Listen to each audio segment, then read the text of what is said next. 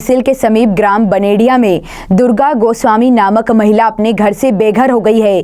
जहां एक तरफ शिवराज सरकार महिलाओं के लिए इतनी योजना निकाल रही है एवं नारी सशक्तिकरण के कई कार्य किए जा रहे हैं, वहीं दुर्गा नामक महिला अपने 7 पीढ़ी के पुश्तैनी घर से बेघर हो गई है। महिला का कहना है कि यह जगह मंदिर नहीं मठ है। मेरी 7 पीढ़ी इसी जगह निवास करती है।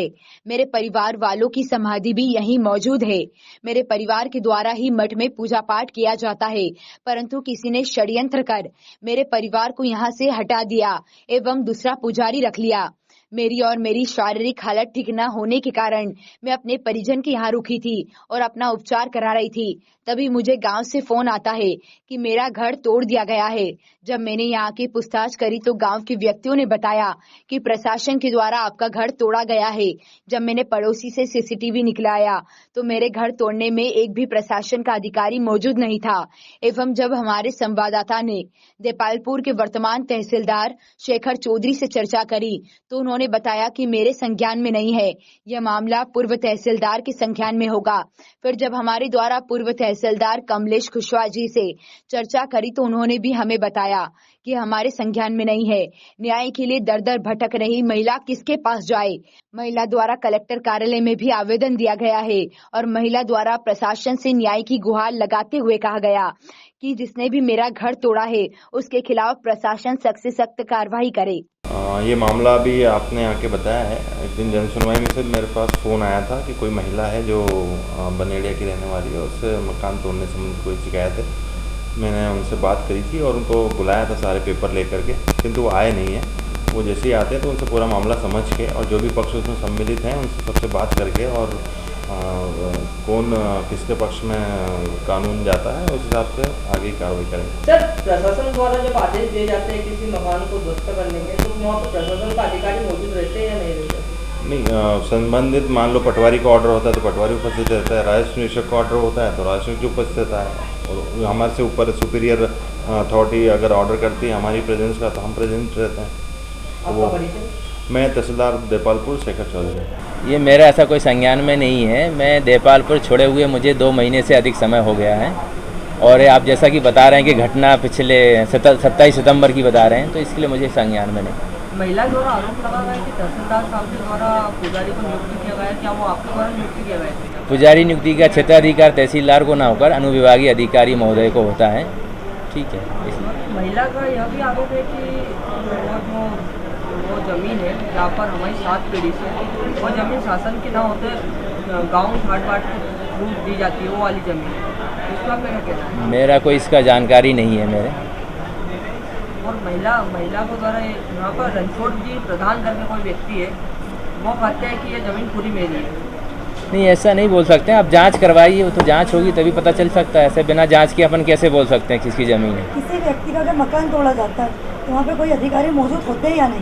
शासन के द्वारा यदि किसी मकान नहीं, मकान तोड़ा जाता है, जो भी कार्रवाई होगी विधिवत आदेश के तहत होती है, बिना आदेश के तहत नहीं की जाती है। वहाँ पे अधिकारी मौजूद रहते हैं या नहीं रहते? अधिकारी भी रहते हैं, सभी रहता है, अमला रहता है, शासन का अमला रहता है। आपका परिचय? मैं अभी नायब तहसीलदार कमलेश कुशवाहा हूँ। यहाँ पर ग्राम बनेड़िया में ये मेरा मकान है, इसका पंचायत में दर्ज है। पंचायत में भूमिकर विकास कर सब भरा है मैंने। इसके बाद मेरी पैदाइश यहाँ है और मेरी 7 पीढ़ी से मैं यहाँ रह रही हूँ। ये मेरा घर का मकान है और मैंने इसको बनाया, मैं रह रही थी। अब यहाँ एडीएम साहब ने एक पुजारी नियुक्त करा।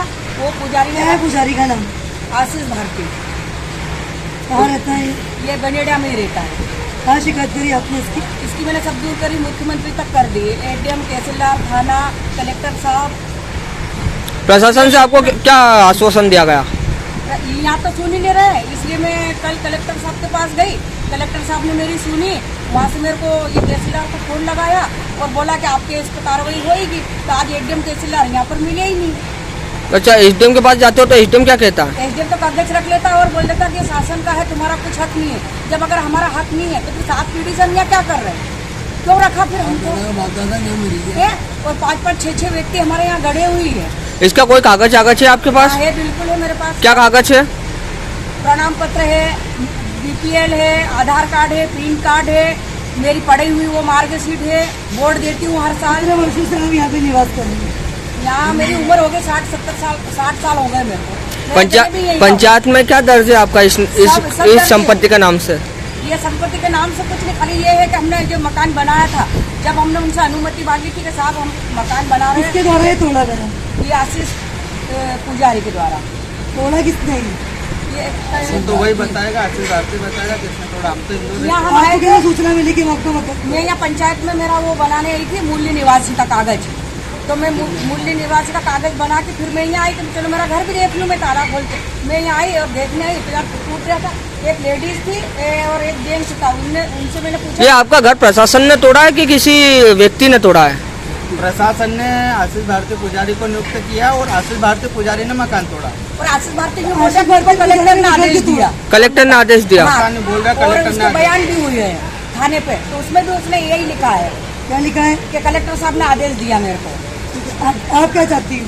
मैं साहब मेरा जैसा घर था वैसा बना के दे मेरा घर बस, नहीं तो अब मैं ये जितने भी मैंने आवेदन दिए हैं इनके माथे में जेर खा के और यहाँ मर जाऊँगा और उसकी जवाबदारी पूरी शासन की रहेगी।